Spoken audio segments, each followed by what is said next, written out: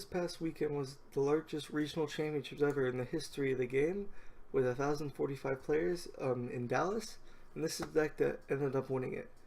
Riley Holbert used his deck to win the Dallas Regional Championships. It was an expanded event, and he used a lone Zoroark deck.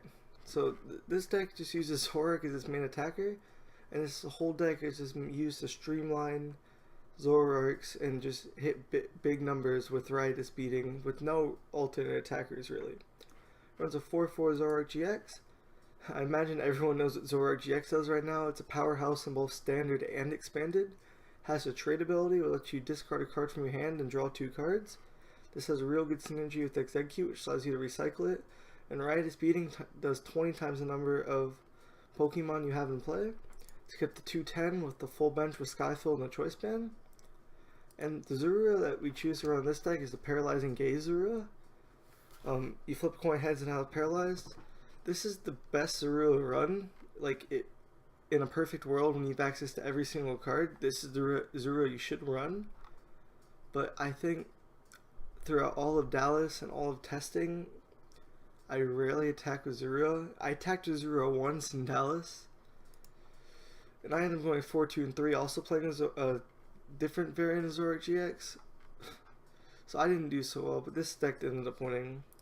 And I only have 3 Paralyzing Gaze Zoruas online, so we're in one of the other Zorua that you would run, which is honestly usually just as good, because if you're attacking with the Zorua, you're usually in a bad spot, because you don't want to attach the Zorua before it's a Zoroark. We also run 1 Foul Play Zoroark, let you copy an opponent's attack regardless of the cost for a single double colorless energy. So if your opponent ever plays a big attacker, you can just play Foul Play. Like Buzzwole GX, for example, you can copy their GX attack to take a quick knockout, or copy Knuckle Impact to the Choice Band, hit for 190 very easily. Copy Wishy Washy GX against Wailord. And there's just lots of really good attacks and synergies that you could use with Foul Play Zoroark to help swing a prize trade, especially in the mirror. If they attack with their Zoroark GX, you can copy the Riotous Beating, and if you hit for the 210, you can knock out a Zoroark GX with a non-GX attacker, which could really help in the prize trade. We also run a 1/1 Alolan Muck. The Alolan Muck shuts off all basic Pokemon's abilities, like Sudowoodo's Roadblock, which is run in almost every single deck in Expanded, used to counter Zoroark by saying they can only have 4 bench Pokemon, as opposed to the 8, limiting their damage to 100, 130 with Choice Band instead of 210. We also run 1 Seismitoad EX for Quaking Punch. This combined with Karen is our answer to Night March, useful for a pinch if we need to just item lock to try to buy a few turns, or as well as against anything that's weak to water. We run 3 Lele for consistency and 2 Shaman EX for the use of Sap ability to help us draw cards. Since we want to get as many Pokemon onto the bench as we want per turn, we use Lele to grab Colress, or even just to have a Pokemon on the bench to just grab supporters to maybe discard with Trade or Ultra Balls or whatever. And Shamans can just help you aggressively draw to your deck to dig to find more Pokemon or energies or puzzle times or whatever resources you may need. And Execute's Propagation ability lets you reuse it basically however many times you want in your turn to just give you card advantage over time and allow you to not discard cards when you don't want to, but you still have the option to thin cards out of your deck, which is something a lot of players overlook. A lot of players, most of the time, they think, oh, I have Execute, I don't want to discard anything. But if you have a Bridget in your hand and you're not gonna, and it's probably gonna be a dead card the rest of the game, you still want to discard the Bridget to help thin your deck out for late game ends. Now for the support line, run 2 Colress, which is huge in a deck that you want to fill up your bench against other decks you want to fill up in your bench, because Colress, a lot of times, like 8 is the minimum you'll draw, because both Zoroark decks will have 4, which are both limited by the Sudowoodos. But if once you get the late game, if you get a little muck out, you could easily draw for like 15, 16 cards in one turn. Bridget grabs basics to help set up the beginning of the game. Ghetsis shuffles the items found in your opponent's hand to their deck. This is a great disruption card. Late game, this can be used to draw a lot of cards against the Zoroark GX deck, and it can also just make a starting hand unplayable and steal you a game. I used this one game 3 in Dallas because I knew there was no time left, so I just played Getz's. I ended up shuffling 5 cards away and he had nothing to play, and I just won the next turn. So it can just steal you games if you're ever in a desperate spot. One Guzma to basically pull up whatever we want. We play one Hex Maniac to show off abilities against decks that are relying upon them, as well as shutting off Pseudo Udo to maybe fill up our bench one turn, just take a massive knockout. One N to maybe enter our opponent down low late game for disruption. One Ace Arola to pick up any damage things we might acquire. One Karen, as I said earlier, combined with Seismitoad EX, shuffle in the Night Marchers as our Night March counter. And one Pokemon Ranger, which removes all effects. Giratina EX was kinda hyped going to this tournament, as well as Seismitoad EX, which both Giratina doesn't let you play stadiums or special energy, which are really crucial. Seismitoad doesn't let you play items. So playing the one Ranger, which you can easily discard and get out of your deck so it's not a dead card, can just help you in certain situations. It's a really good card, but depending on what the meta game is, you could justify cutting it for something else. So we're going 4 Ultra Ball to grab Pokemon. You can use both of the Executes to pay for the 2 discard if you have a really good hand, or maybe Ultra Ball is the only card in your hand and you have those in the discard. 4 Puzzle at a time, which lets you play 2 and grab 2 cards from your discard pile into your hand. This is synergy with Battle Compressor, where if you're in a really big pinch or you need just one last thing for a knockout, you can Battle Compressor, discard what you need, then take it out with puzzles, as well as just grabbing resources that you've lost or need to use again with puzzle time. And the first effect on puzzle, the playing one and rearranging the top 3, can really help if you're dead drawing, whereas maybe the supporter you need to make the game playable again is the 3rd card instead of the 1st, so you basically save 2 turns of waiting by playing the single puzzle at a time. Run 2 Battle Compressors, which lets us discard all the supporters and executes that we can reuse with VS Seeker, which lets us grab supporter from our discard pile. Run 1 Field Blower to get rid of tools and stadiums. 1 Special Charge, which lets you shuffle in 2 Double Carlos Energy. So maybe with all the draw power we have, helps you draw into them. So maybe we don't need to use our puzzles of time to get back Double Carlos Energies. Instead, I can use them to get back Pokemon and supporters and any other resources we might need.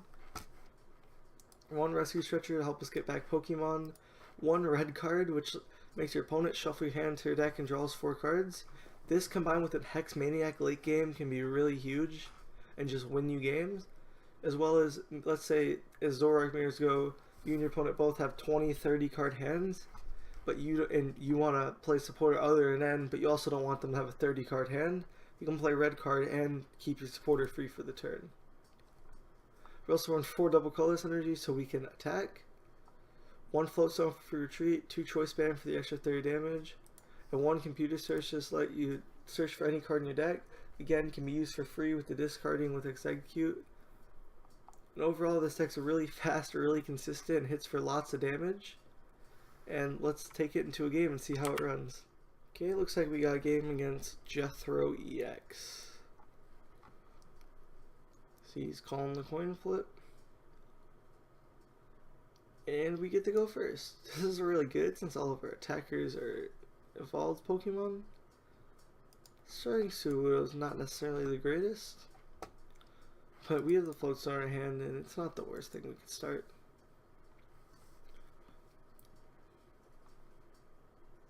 And so Volcanion. We have 1, 2, 3, 4, 5, 6, 7 cards in our hand. Play on Float Stone for sure. Now we have 6. I think we do play single puzzle to try to control our top deck, see what we can hit.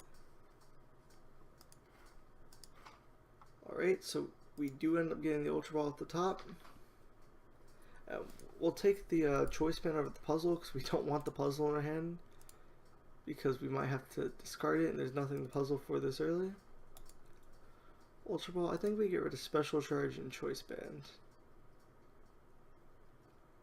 I don't want to just get rid of both Choice Bands right off the bat, especially since we just got rid of 1 puzzle, because if I ever end up needing the Choice Bands, that would be kind of awkward. Let's just grab Bridget since we already have a Zoroark in our hand to use for next turn. Let's grab triple Zoro. Throw him in the active and pass. Probably as a way to hit 60 damage, but I really don't have it. I guess I could have just left Sudowoodo up. That might have been a little bit better. Looking back, that is the correct thing to do. I should not have thrown up the Zorua. Although if he did have the field blower, I would have had no way to retreat the Sudowoodo. So I guess in hindsight's 2020, ended up being the right thing to do. Let's see if he grabs here. A Shaman or a Lele probably, unless this last card's a supporter. Volcanion. So this last card must be pretty good. And an N. So might not have known my hand wasn't necessarily the strongest. And this hand's definitely a heck of a lot better.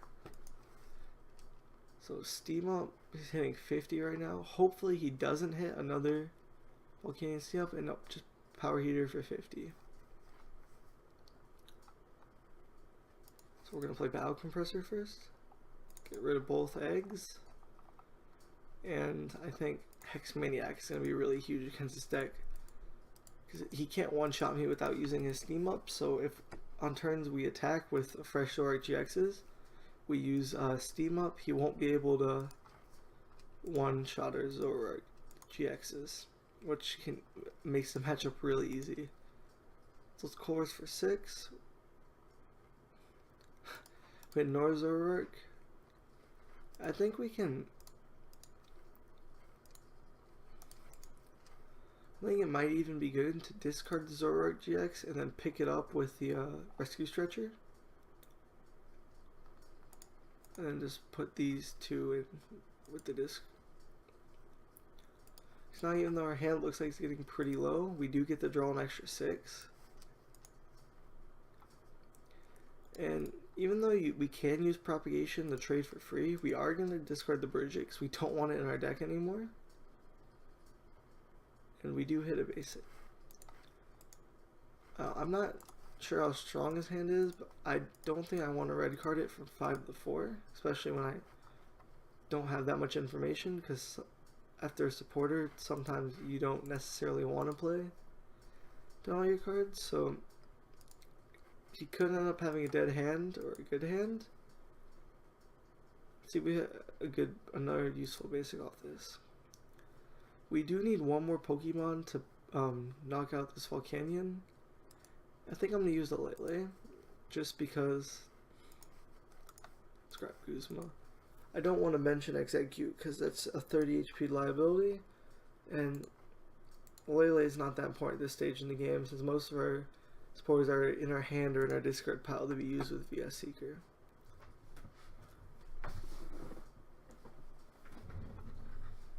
Okay, so promotes Volcanion. And we're putting on a ton of pressure on him at this point. We're already hitting 140 turn 2. And we're just giving him no room to breathe or set up. Just being really fast and aggressive. Which is one thing this deck does really well. Although it looks like he is able to return the knockout since he's hitting for 160 with the Steam Up.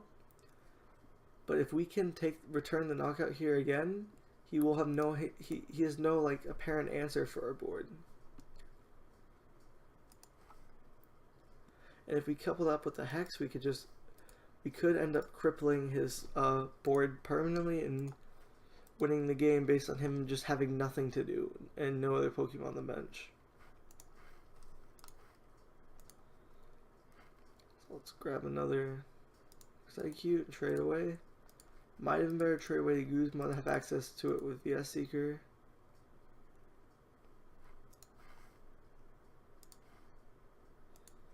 Propagation. We will discard the Guzma with the Ultra Ball and Execute.